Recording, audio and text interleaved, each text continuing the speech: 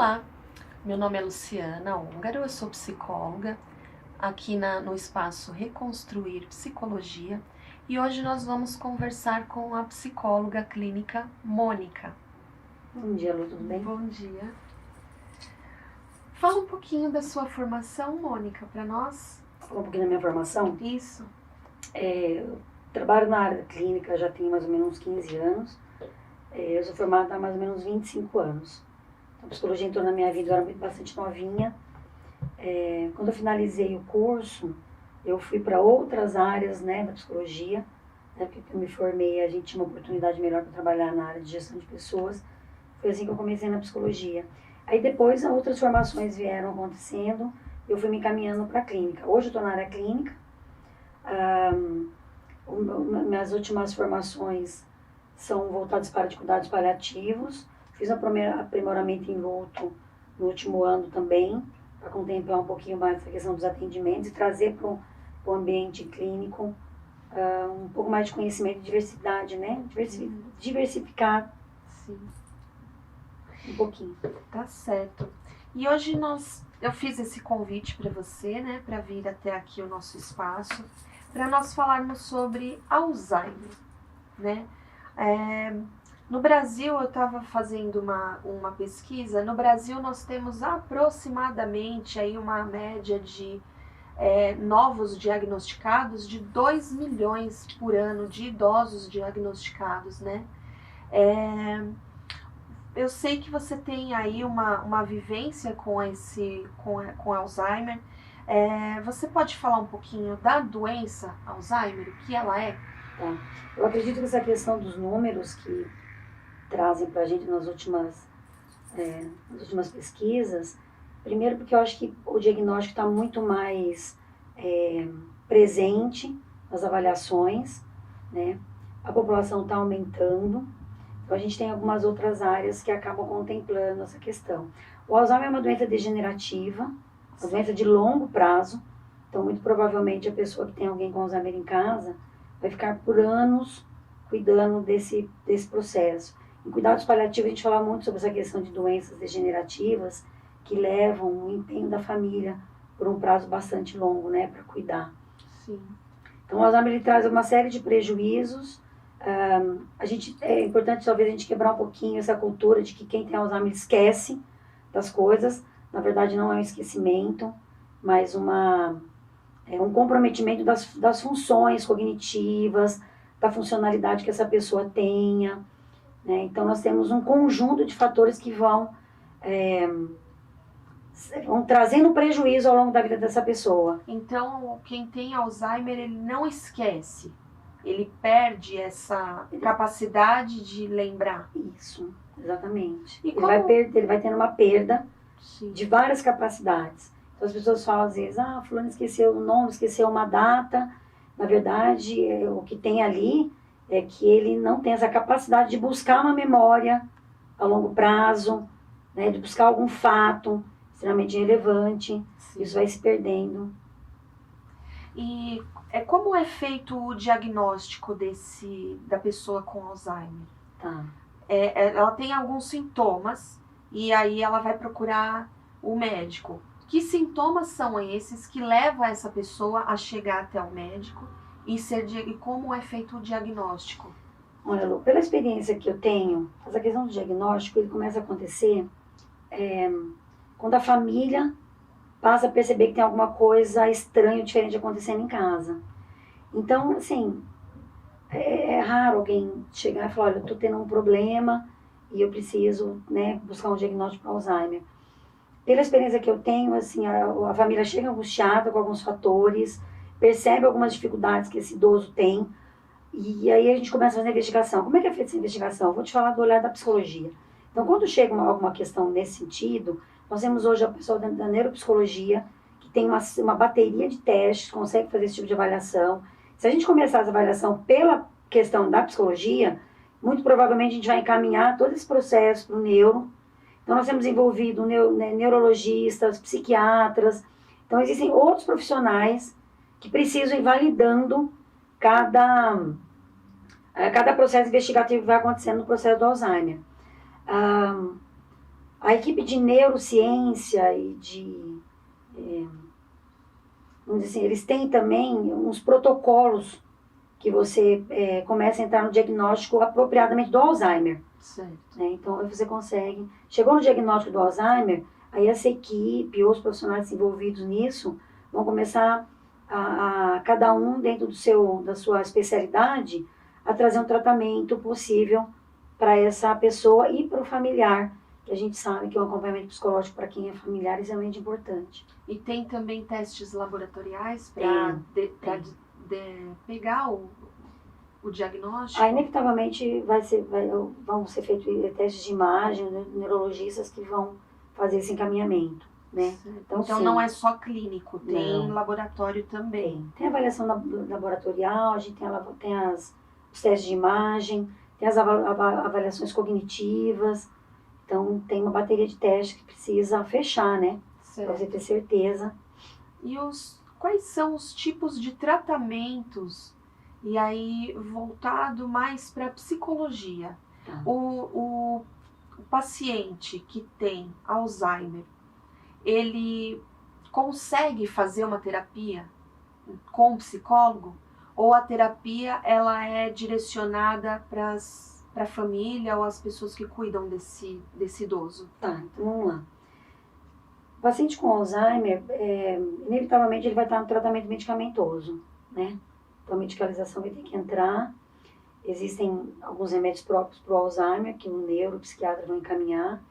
É feita a avaliação se a pessoa tem prejuízo de sono, se algum comportamento às vezes precisa de algum tipo de tratamento nesse sentido. Dentro da psicologia, a gente tem uma abordagem cognitiva. Então, se você tem um paciente com Alzheimer, muito provavelmente você vai ter que abrir mão de ferramentas para prolongar o máximo que você puder da funcionalidade intelectual, cognitiva que esse paciente tenha.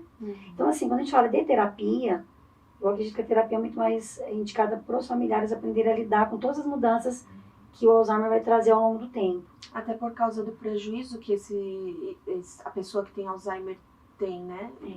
Prejuízo cognitivo. E aí acaba a terapia não tendo muita evolução. Você sabe que eu já tive paciente com início de Alzheimer, assim, então ele traz a angústia, a tristeza de não conseguir fazer as coisas. Às vezes a família não quer que a pessoa saia. Até a família se ajustar com esse paciente, ele traz a questão toda emocional também. Então, dá para manejar os aspectos emocionais dele, junto com as outras questões que você também, as outras ferramentas que você vai trazendo para ajudar ele nesse processo de permanecer o máximo que ele puder, ativo. Exatamente, a palavra é bem essa. E a família, se você tem um tratamento com esse paciente, a família está disposta a receber orientação, entender o que está acontecendo, saber que essa dinâmica mudou e de alguma maneira ela vai precisar ser readaptada várias vezes, você acaba tendo um ganho bacana para esse paciente. Entendi. E deixa eu te fazer uma pergunta. Você tem uma experiência pessoal com Alzheimer, né? Você pode falar um pouquinho dessa experiência? Posso. Minha mãe tem Alzheimer. Minha mãe hoje tem 72 anos. O Alzheimer foi diagnosticado, ela tinha 60. Então, na época, já foi um diagnóstico precoce. Ela começou, na verdade, a ter um prejuízo de fala. Os sintomas do Alzheimer, eles são muito específicos. Então, não é necessariamente só o fato da pessoa esquecer determinadas situações, né? Entre aspas. Mas existem outras questões envolvidas dentro desse adoecimento que pode também ser um indicador. Minha mãe, quando ela começou a apresentar alguns prejuízos, ela começou a ter problema de fala. Tanto é que o primeiro profissional que a gente procurou foi a fono. Sim. Então, nós procuramos uma fono, e aí fizemos alguns exercícios. Ela não conseguia completar frases, nos chamou a atenção de algumas questões que ela trazia no dia a dia. Na mesma época que a gente estava tratando essa questão da fono, ela começou a fazer um tratamento da fono, e ela começou a trazer também algumas questões. Ela trabalhava na época, e na época ela trouxe algumas questões que às vezes ela chegava em algum determinado lugar, não lembrava exatamente o ônibus que tinha que pegar, demorava para lembrar. E teve um episódio que aconteceu que ela chegou no metrô, E ela falou que não sabia que plataforma que ela deveria. Ela sabia que tinha que chegar até o Jabaquara. Mas ela não sabia que plataforma, e ficou parada por um tempo até que ela conseguiu. E aí a gente achou que talvez tivesse alguma coisa a mais do que a flor. Ela chegou a comentar esses episódios com vocês? Ela comentou. Eu acho que o que facilitou talvez o diagnóstico da minha mãe foi o fato de eu ser psicóloga. Ah, sim, isso daí foi... Então, algumas falas dela, então às vezes eu comentava com meus irmãos. Falei, não é fono, tem alguma coisa a mais. Sim. E aí? Aí eu acho que tem aquela questão da resistência como filha, né? De tentar, dizer, não é possível, né? Que pode ser esse tipo de coisa. Eu ia te fazer essa pergunta. Como você se sentiu como filha no meio disso tudo? Então, assim, a filha psicóloga desconfiou que talvez tivesse uma coisa a mais. E aí nós fizemos uma solicitação de neuro. E o neuro, na época, mandou a gente para o Hospital São Paulo, na área de neuropsicologia. Ela falou, olha, eu vou pedir uma avaliação lá. Então tá bom. Aí fomos para lá e fizeram. E eu já conhecia os protocolos, então quando eles chegaram todos, nós ficamos lá quase 4 horas. Quando eles chegaram todos os testes, eu já sabia que eles estavam avaliando Alzheimer. Então, avaliando a avaliação de objetos, então todos aqueles protocolos já tinha uma noção do que estava sendo feito. E, então foi um período assim, de uns 6 meses entre fono, neuropsicólogo, psiquiatra e fazendo esse tipo de avaliação. Eu lembro que era mais ou menos no final de ano, na época ela saiu do trabalho de férias, e a gente estava fazendo toda essa bateria, então nesse final de ano, quando essa bateria toda de teste começou a trazer todo o diagnóstico para a gente, então aí nós avisamos que ela não voltaria para trabalhar, que ela entraria no processo de tratamento, né? E aí foram alguns, assim, eu diria que os 2 primeiros anos foram os mais impactantes, porque até você ajustar a conversa, tudo que estava acontecendo. Eu lembro do dia exato que eles deram o diagnóstico de Alzheimer para ela. A gente estava no Hospital São Paulo, terminaram essa bateria, ela ficou muito nervosa naquele dia, a pressão subiu, porque é cansativo, acho que foi dando fome. E aí, naquele dia, eles saíram, né, eram vários estudantes, que é o Hospital São Paulo, um hospital escola. Aí eles voltaram junto com o professor da época, o supervisor da área, e passaram para mim, falou, de fato, é Alzheimer, então nós vamos entrar com medicação. Então entraram com medicamento na época de alto custo, aí entra todo aquele procedimento, vai para a farmácia de alto custo, faz ficha, aquela coisa toda. E naquele dia a gente saiu, perto do Hospital São Paulo tem muito restaurante. Eu saí muito impactada naquele dia, né? Tipo, não é possível que isso está acontecendo. E aí, ele está com fome, estou. Falei, vamos almoçar? Vamos. Aí parei. A gente sempre acha que com a gente nunca vai acontecer. Não, eu fiquei bem chocada, bem abalada no dia. Aí sentamos, almoçamos, fiquei olhando para ela e falei, não é possível que eu vou ter que passar por isso, né, nessa situação agora, o que a gente vai fazer? Então, desmonta toda a estrutura, toda a estrutura, toda a técnica, todo o conhecimento que você tem. Então, vamos lá, né? E aí a gente começou um processo de pedir para alguém ficar por perto. Foi conversado com ela que ela precisava tomar remédio, que a cabeça não estava muito boa. E ela perguntava algumas coisas, a gente respondia. Ela tinha uma noção da dificuldade, tanto é que ela tinha... Ela escondia alguns fatos da gente no começo, que não queria falar, né? Então, mas houve uma aproximação grande dos filhos naquele momento. Então, a gente passou a perceber no comportamento do dia a dia. Então, coisas assim surreais. Tipo, de abrir a geladeira, tem uma coisa lá que não deveria estar lá dentro. Às vezes a gente levava coisa de mercado, ia lá para ajudar ela a limpar uma casa. Então, tinha, por exemplo, dentro do guarda-roupa, algumas, sei lá, caixas de leite. Por que você guardou caixa de leite aqui? Ah, guardei aqui porque é mais fácil para eu achar depois. Então, aí começou a acontecer uma série de coisas que a gente falou, o que está acontecendo, né? E a gente foi fazendo algumas adaptações. A evolução da doença. A evolução da doença dela foi muito rápida. Na época, a explicação que a gente teve, que o diagnóstico foi muito precoce. Porque quando o Alzheimer é diagnosticado, às vezes, numa idade mais avançada, ela vem, às vezes, como uma doença, não uma doença de base, né? Ela vem como uma evolução de outras doenças, as quais o idoso vai apresentando. Mas não é só idoso, só na fase idosa que você vai diagnosticar isso. Minha mãe estava entrando com 60 anos, então viajava muito, era toda independente. Eu vi em algumas pesquisas que em alguns casos são diagnosticados ali por volta dos 40, 45 anos. É raro, mas acaba acontecendo em alguns casos. Então, quando já não tem ainda 80, 70 anos, quando é diagnosticado mais cedo, tem a possibilidade de ter aí uma qualidade de vida melhorada para esse caso? No caso, sua mãe não tinha nem 60 ainda, Com né? 59. Eu acho que a qualidade de vida está dentro de você criar todas as possibilidades que a pessoa precisa. O ambiente né? favorável. Na época, o médico, quando ele passou o remédio, na época, ele falou, olha, eu vou passar um remédio, esse remédio não é uma cura, mas a intenção desse remédio é fazer com que a pessoa demore para ir apresentando novos sintomas. E ela tomou esse remédio por um tempo, e depois de um ano, mudamos o remédio. Aí ele falou, esse remédio não precisa mais, a gente vai mudar para um outro. Eu já tomo a memantina. Não toma mais, na verdade. Ela tomou memantina. Minha mãe hoje está no estado mais grave da doença. Então, todos os prejuízos cognitivos foram apresentados. E ela foi se fechando no universo de bastante dificuldade. E aí teve uma época que ela deixou de reconhecer todo mundo.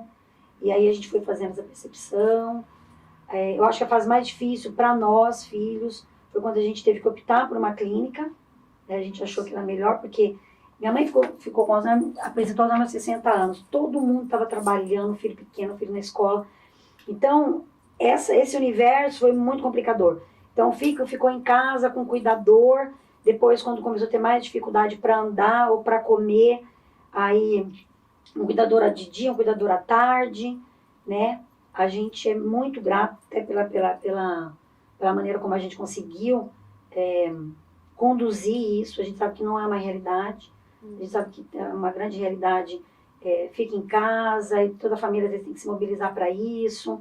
É muito angustiante, é muito sofrido todo esse processo. Às vezes nós temos idosos cuidando de idosos, é muito comum no Brasil também. A gente tem um idoso cuidando de um outro idoso com esse tipo de adoecimento.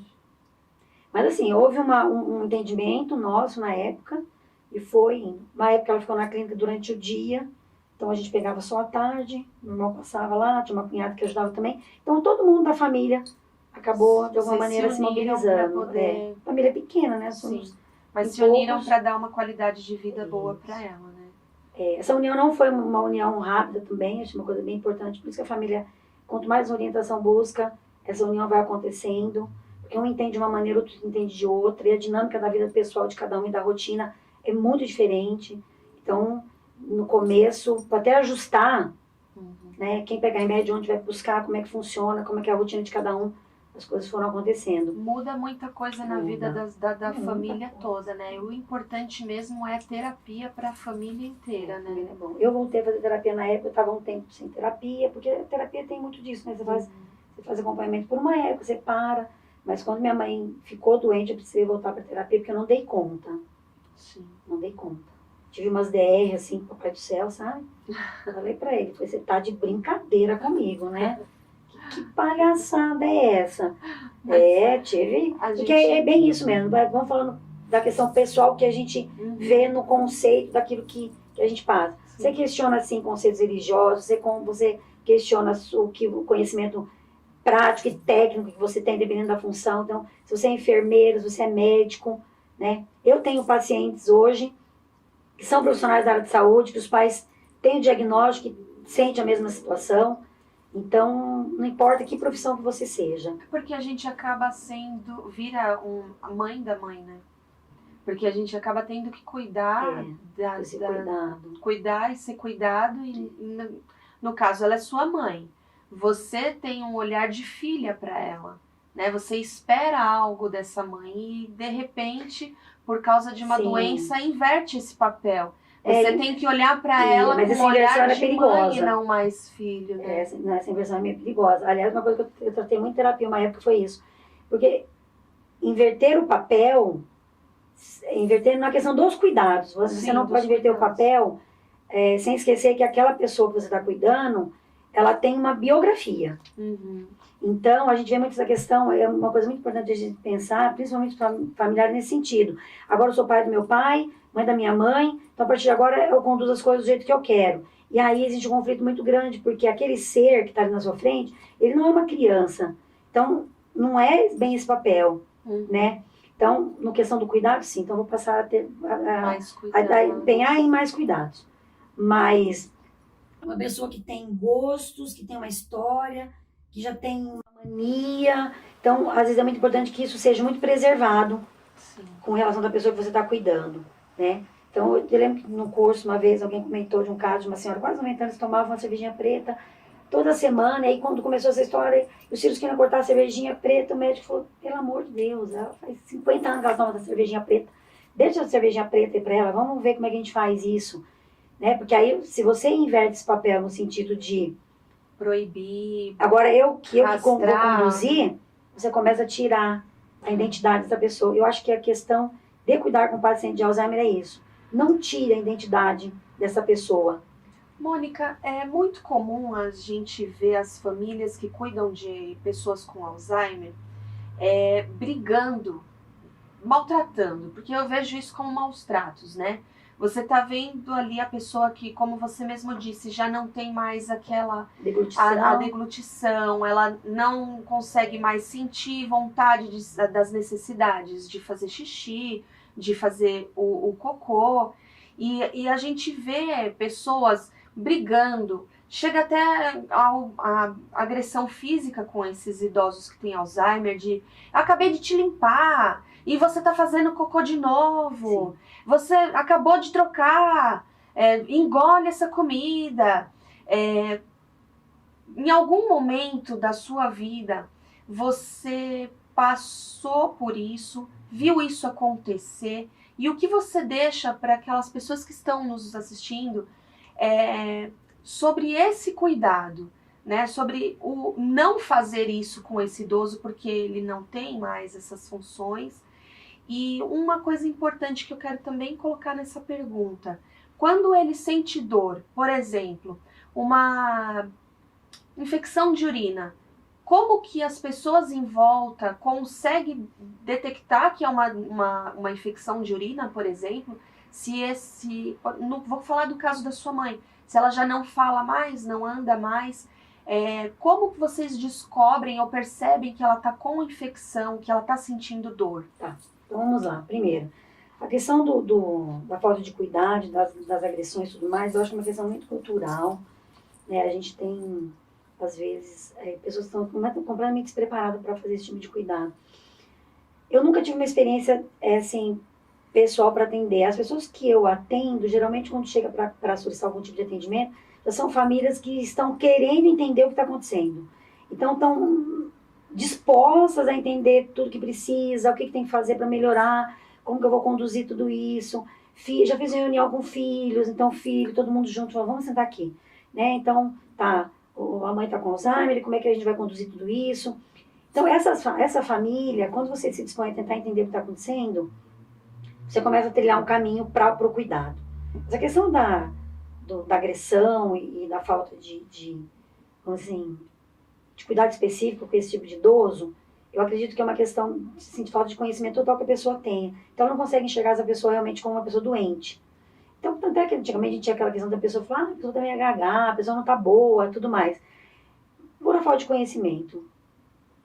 Agora, se a gente começa a entender que é uma perda progressiva, que cada vez que uma perda acontecer eu vou ter que criar um novo direcionamento, é difícil, é dolorido, é triste, mas a gente sempre tem que fazer a coisa pensando no bem-estar do idoso.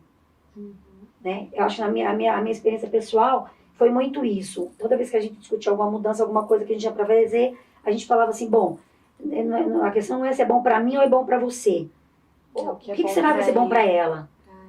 Não, para ela, melhor, né? Quando a gente teve que fazer a decisão que ela ficasse na clínica, que avançou muito rápido um determinado ano, foi muito difícil pra gente, foi muito dolorido, foi uma tristeza profunda esse tipo de coisa. Tá, mas é melhor para ela? Sim, é melhor para ela. Então nós começamos a entrar nesse processo. Aí você fala assim, como é que a gente descobre se a pessoa tá com dor e a pessoa não tá falando? Conforme essa progressão vai acontecendo, é muito comum que a gente consiga fazer uma leitura dos sinais que a pessoa vai emitindo. Então, por exemplo, a gente sabe que uma pessoa desidratada, as pessoas, ela começa a demenciar. Então, ela delira. E às vezes você começa a perceber que o comportamento dela não está adequado. Será que ela está desidratada? As infecções de urina no idoso, não só com Alzheimer, tá? Outros idosos, ele começa a apresentar quedas, ou ele começa a apresentar um comportamento muito diferente. Às vezes a pessoa vai fazer o exame, está com uma infecção de urina. No caso da minha mãe, especificamente, é feito exames laboratoriais todo ano, exame de sangue, tudo bonitinho. Como ela usa fralda, então a cada 6 meses é pedido. Mas já aconteceu da gente ter feito o exame, não tem infecção. 2, 3 meses depois, toda a equipe de enfermagem, o pessoal que troca no dia a dia, o odor é um fato. A cor, né? A cor. Tira a fralda e fala, olha, não está adequado, vamos fazer um exame de sangue? Então, é solicitado o exame, existe uma equipe, no caso dela, a gente pede, os laboratórios vão até os lugares, né? Sim. Então, vai lá, olha pra gente, bonitinho, faz exame, devolve o resultado, aí você entra com medicamento, né? E esse medicamento é feito cultura sempre, porque o medicamento às vezes fez efeito no começo do ano, você vai usar o medicamento, às vezes não funciona da mesma maneira, então essa cultura sempre é feita. Então, o idoso, ou o paciente com Alzheimer, que já está completamente sem fala, sem movimento, é possível sim você perceber. E ele sente dor? Sente. Claro que ele sente. Então, tanto é que quando você faz, por exemplo, você vai fazer uma coleta de exame de sangue, ele reage. Né? Você coloca o plásticozinho lá, você vê e dá uma reagida. Então, às vezes, ele tem uma agitação muito grande. Por que está agitado? Né? O pessoal que está preparado para cuidar de Alzheimer, geralmente eles vão por eliminação. Então, dá um remédio de dor, parou, então alguma coisa está doendo. Será que é o ouvido? Né? Como é que está essa questão? Está evacuando todo dia? Não tem 3 dias que não evacua. Então, pode ser isso. Então, está com gás, vai entrar com um tipo de medicamento. Então, se a pessoa está acamada, tem que evacuar adequadamente, sabe? Faz xixi toda hora, tira a fralda 3 horas depois, não fez xixi. Opa, o que está acontecendo aqui? Então, esse olhar do funcionamento físico é extremamente importante. Então, o paciente ele precisa ter um atendimento. É por isso que existe uma equipe muito importante nesse sentido. Então, tem que ter avaliação da dor, se está agitado, se não está, né? E eu acho que uma coisa muito importante a gente pensar do cuidador, tá? Familiares que se tornam cuidadores adoecem junto, se não se cuidarem. Então, precisa sim fazer uma terapia, precisa ter uma vida saudável, porque você tem que estar saudável para cuidar daquela pessoa que está adoecida, né? E eu falei para você, a gente tem uma realidade muito grande, às vezes, de idosos cuidando de idosos. Esse idoso também. Então, a gente tem casos de relatos, por exemplo, de idoso que traz seu esposo ou sua esposa para o cuidado, ou leva no atendimento dia, né? Que a gente tem alguns órgãos que fazem esse tipo de atendimento, agora não. Mas eu tive vários profissionais amigos que falavam, quem traz aqui é o marido, quem traz aqui é a esposa, também idoso. Então, Mônica, foi muito gratificante, foi muito edificante a sua presença aqui hoje. Falamos aí sobre um assunto muito importante. Nós vamos deixar os contatos da Clínica Reconstruir Psicologia e os contatos da Mônica também nos nossos comentários e nas nossas descrições. E eu vou pedir agora só para você se despedir aqui do nosso público. Eu que agradeço. Eu acho que a gente, quanto mais a gente conseguir compartilhar as informações, é um assunto extremamente grande, mas vale a pena a gente soltar pequenos trechos de coisas importantes. Acho que a experiência pessoal conta bastante também. A gente tem uma perspectiva que talvez, né, até 2050 a nossa população de idosos sejam muito grande, né? E a gente sabe que com a chegada da vida idosa, algumas questões vão chegar. A gente tem um prazo de validade, né? E essa validade chega às vezes com qualidade e às vezes com um pouco mais de cuidado. Mas o importante é que a gente está deixando essa mensagem do se cuide, procure estar com a sua família e procure cuidar da saúde mesmo, para que quando chegar nessa idade mais avançada, a gente consiga lidar melhor com os nossos sentimentos e saber como lidar com a pessoa que vai estar enfrentando essas doenças, esse processo de envelhecer. Então vamos ficar por aqui hoje. Em breve eu trago mais novidades e mais vídeos falando ainda sobre idosos no nosso Brasil. Até mais. Obrigada.